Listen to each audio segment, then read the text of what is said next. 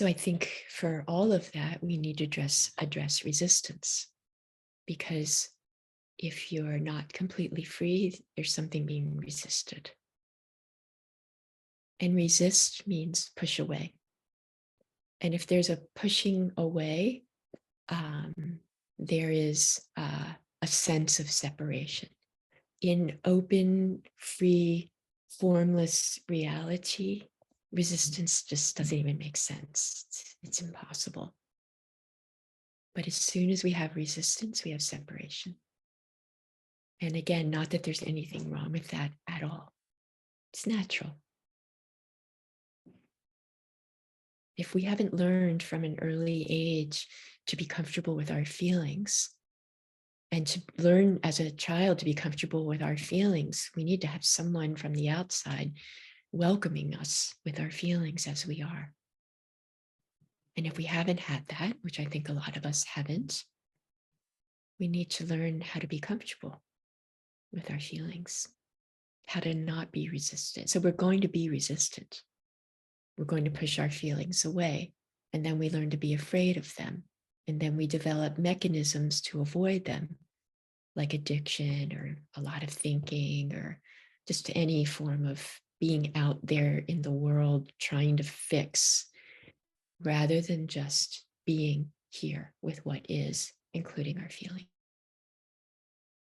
So just think in for a moment, like think into yourself, what are your strategies to resist? What do you do to resist? And what are you resisting? Whatever is present in you. It could be a reaction to something happening in the world, but the reaction is what you're resisting. So if you don't like someone, go to the not like. It's not about them, it's about you. And it's an opportunity for you. So how do you resist? Just contemplate that for a moment.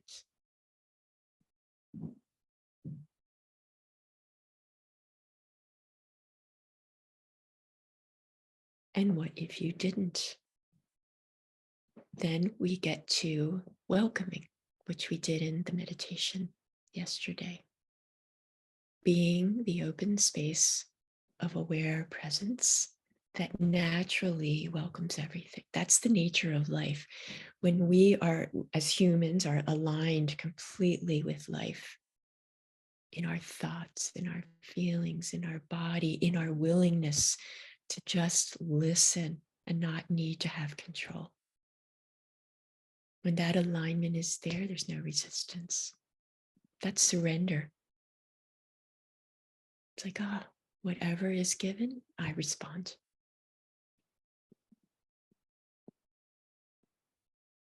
I accept, I receive. Full availability as a human, full willingness to be available to what's given by life. And I can tell you that life has an intelligence that's way greater than the human mind. The human mind is based on fear and lack. It's trying to fix and control and have safety. Infinite possibility is available when all we do is listen, surrender and listen.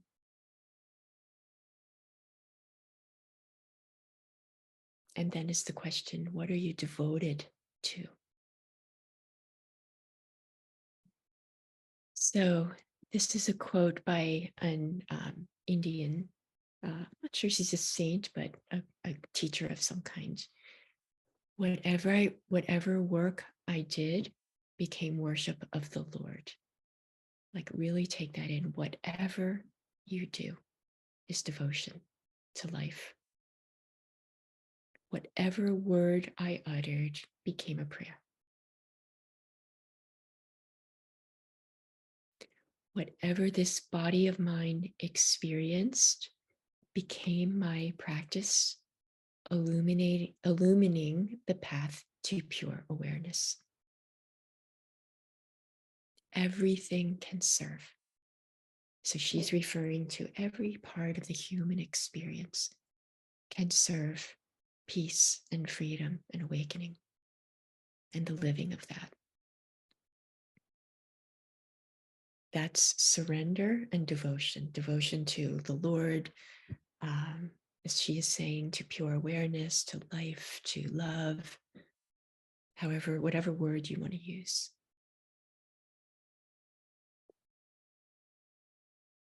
And then the surrender, the devotion to that, and then the surrender of the human contractions, everything personal, to be a vehicle for love and life in its pure form.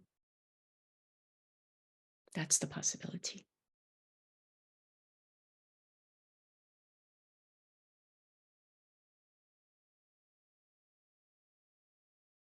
Can you feel the freedom in that? Yeah. You don't have to know anything. Just listen and all will be revealed.